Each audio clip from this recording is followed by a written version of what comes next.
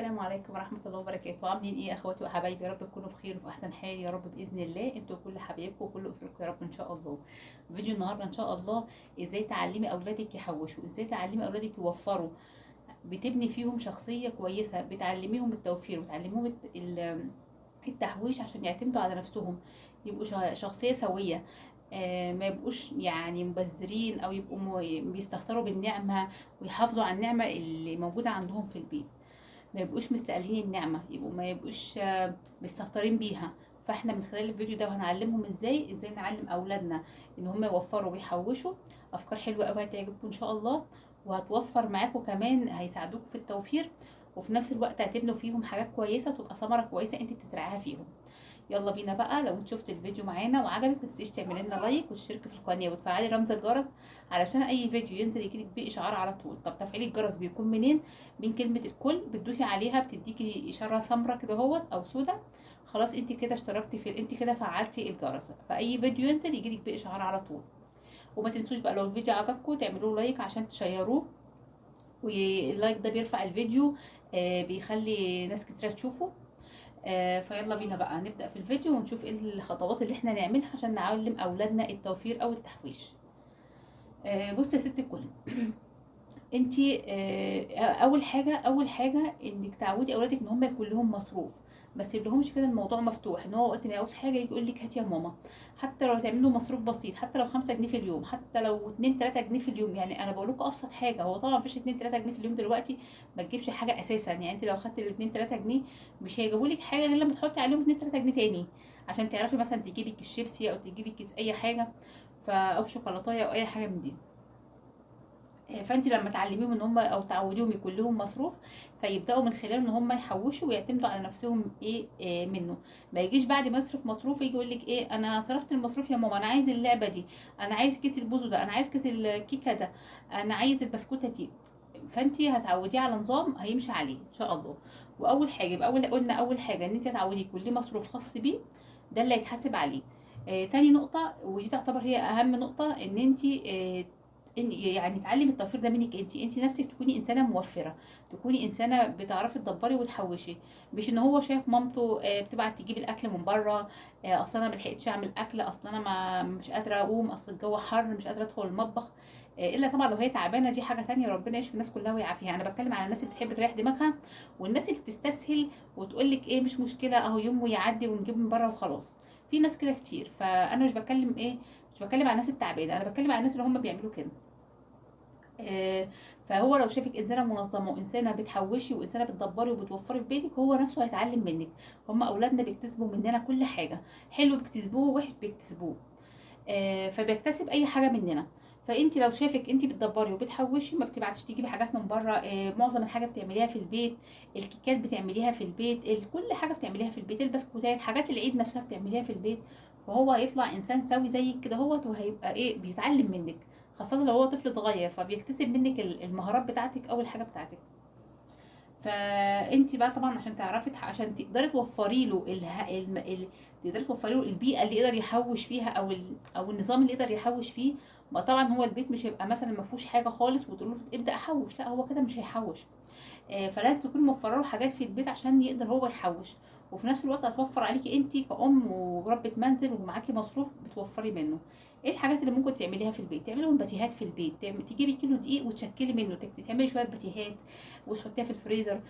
تعملي شويه قرص بعجوه وشويه منين ساده، شويه منين بعجوه، شويه منين من اليانسون. يعني تشكلي كده، تعملي شويه تشكيلات كده، شويه قرص بالسكر والسمسم والقرفه. تشكلي شويه حاجات من كيلو الدقيق ده وتحطيه في الفريزر. كام بيتزايه كده هو تجهزيهم وتحطيهم في الفريزر ويبقوا على التسخين. يعني تعملي شويه حاجات كده تخليهم للفطار والعشاء، وتبقى حاجات كسناكس كده الولاد يعني ايه يلقطوا فيها او يروحوا ويجوا عليها. زي ما احنا عارفين الولاد بيحبوا يروحوا ويجوا على حاجات كده هو، تبقى بالنسبه لهم سهله. تعملي شويه كيكات في البيت. تشوف مثلا ولادك بيحبوا كيك مثلا بالشوكليت او كيك فانيليا او كيك بالبرتقال، الكيكه اللي هم بيحبوها، كيكه الموز، كيكه القهوه. عندك انواع كيك كتير، وانا عامله كيكات كتير على القناه لو انت حابه ترجعي لها وتاخدي منها اي نوع كيك. تعملي لهم في البيت فشار، تعملي لهم تجيبي بطاطس تعملي لهم شيبسي بالاطعمه كده هو في طعم الجبنه مثلا بتجيبينه عند العطار، وتبداي انت تتبليها بيه بتبقى طعمها حلو قوي. تبدا انا بديكي افكار توفريها في البيت، بحيث ان انت توفري الهيئه او المكان اللي ابنك يعرف يوفر فيه. ما هو انت هتقول له وفر، طب هو هتعلميه التوفير. طب هو يا حبيبي عايز يجيب حاجه حلوه، انت حطي نفسك مكانه، وانت بتبقي عايزه تاكلي اي حاجه او تشربي اي حاجه. فلو الحاجات دي مش موجوده في البيت، هو عايز يجيب حاجه من بره، عايز يجيب حاجه من السوبر ماركت، عايز يجيب كيس شيبسي، يجيب كيس نايتي، كيك، بسكوت، اي حاجه من دي. فالحاجات دي لو موجوده في البيت بتغنيه عن ان هو يشتري حاجه من بره. فلما تيجي تقول له وفر يا حبيبي، هيبقى فيه الاستعداد ان هو تخليه يوفر. فانت هتبداي معاه تخليه يوفر بحاجات بسيطه. يعني هو مثلا لو بياخد 10 جنيه مثلا مصروف في اليوم، هتقول له بص يا حبيبي احنا هنجيب ايه، هناخد 3 جنيه على جنب كده، هنشيلهم 3 جنيه نشيلهم، وايه والباقي خليه معاك انت اصرفه. فالتلاتة جنيه دول احنا هنشيلهم عشان نحوش نجيب ايه، نجيب مثلا حاجه، لعبه مثلا هو كان نفسه فيها، عربيه مثلا او طياره او الحاجات اللي هما بيجيبوها ويلعبوا بيها ديت. نفسه مثلا يجيب عجله، وانت مش معاك تجيبي له.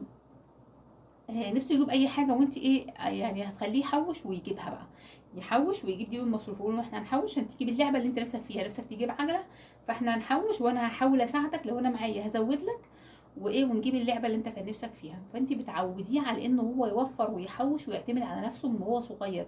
فهيكبر هو هيبقى فيه الطبع ده، هو هيبقى انسان سوي لما يكبر، هيبقى بيعرف يحط القرش فين في مكانه، ما يبقاش بقى مستهتر، والفلوس ما كده كده بتيجي بالسهل فهتضيع في حاجات هايفه. اللي بيجي سهل بيضيع سهل، خلي بالك.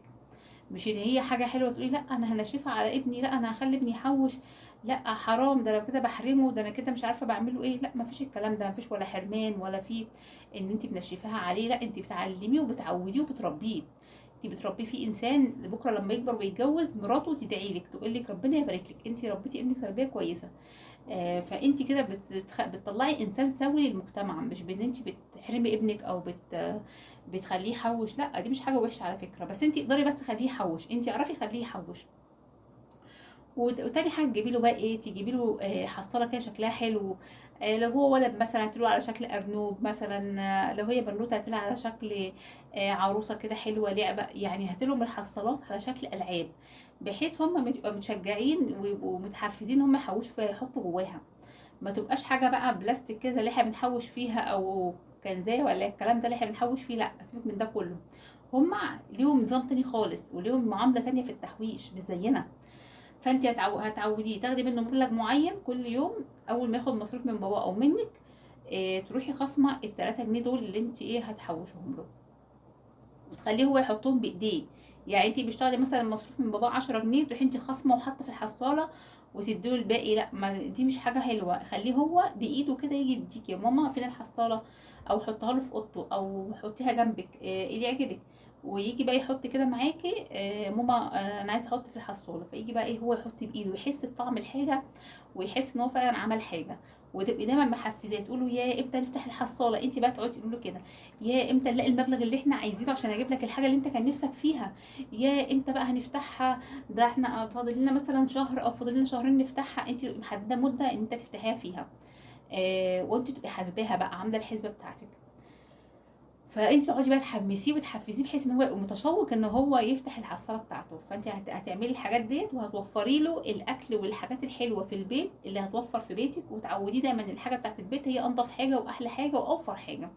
ولو احنا بنعمل الحاجات دي في البيت عشان بتوفر معانا في الميزانيه، وفي نفس الوقت بتبقى اوفر وانضف، وبتبقى يعني حاجات نظيفه عن بتاعت بره، احنا عاملينها بايدينا وضامنين احنا حاطين فيها ايه. فانت دايما توفري لهم بقى الحاجات دي، واعملي لهم حاجات في الصيف كده. الصيف بيحب الحاجات اللي هي ايه، العصاير، الحاجات الفريش كده اللي بتروق كده يعني تروق الدماغ كده وايه، وتخليك كده تحسي ان انت منعنشه كده زي ما بيقولوا. اعملي مثلا عناب، شويه كركديه كده هاتيهم مع حته تمر مثلا، لو عندك باكت تمر مبقي منك من رمضان، التمر اللي هو بيتنقع دوت ونقعيه مثلا، نقعي حته كده مع شويه كركديه كده، واعمل لهم عناب كده حلو ساقع كده يرطب على قلبهم. لو جبت بطيخه مثلا كده حلوه صغيره كده وطلعت مسخه ومش عاجباكي ولا عاجبه الولاد، اوعي ترميها، اوعي ترمي البطيخه. البطيخه دي ممكن تعملي بيها حاجه تانية. يعني لو بطيخه طلعت منك مسخه وقلتي لا ده انا هرميها خلاص، يعني الولاد غضبانين عليهم مش عايزين ياكلوها، لا هاتيها واعمليها عصير، قطعيها وحطيها شرايح كده في الخلاط او في الهاند بلندر، وابداي ان انت حطي شويه سكر او حلاب عسل زي ما انت حابه، شويه لبن او شويه ميه واعملي لهم عصير كده. لو عندك سبعين موز حطيهم، عندك اي فاكهه حطيها عليها وبتبقى جميله جدا. لو ما عندكيش فاكهه تانية اعمليها هي كده بس عصير، بتبقى جميله جدا. ويبقى انت كده قعدتي عملتي اعاده تدوير للبطيخه، ما رميتهاش، وعملت لهم عصير فريش كده يبقوا مبسوطين بيه، عصير بطيخ. روحي مثلا السوق كده يعني، بيبقى في عنب كده فرط كده مفرط، بيبقى في اروانات كده هوت عند الفلاحين بيبقوا قاعدين بيه في الارض. بتفرط كده، بيبقى شكل الكريس كده عشان هو مفرط، فبتجيبيه. بيبقى اوفر من اللي هو العناقيد. يعني لو انت هتجيبي عنب عنقود، ده بيبقى اوفر منه، بيبقى تقريبا نص سعره. يعني لو العنب مثلا ب 30 جنيه، ده بتلاقيه مثلا ب 15 جنيه او ب 10 جنيه حاجه كده. فلو جبت كيلو مثلا وعملت لهم عصير عنب، يا بيبقى جميل جدا ويرطب كده على قلبهم كده، ويغنيهم عن الحاجه اللي بيجيبوها من بره. اي حاجه ساقعه بيجيبوها من بره، اي عصاير، اي حاجه، دي بتغنيهم عنها. على الاقل دي حاجه فريش انت عاملاها لهم، حاجه طازه كده بفاكهه اورجانيك كده، او فاكهه نظيفه، او فاكهه يعني طازه. فانتي بتعملوا من حاجه في البيت. طيب ممكن تعملي ايه تاني؟ ممكن تعملي بيقولك كيكات في البيت، ممكن تعملي شويه فنكوش في البيت بدل ما يطلعوا يجيبوا شيبسي ولا يجيبوا بوزو. لا، شويه فنكوش في البيت. حد يقول لي ايه الفنكوش ده؟ في ناس كتير ما تعرفوش، شيء طبيعي عادي، مش شرط تبقى كلنا عارفين كل حاجه يعني. الفنكوش اللي هو بيبقى شكله كده، بصوا ده بيبقى شكله، هفتحه لكم واوريه لكم.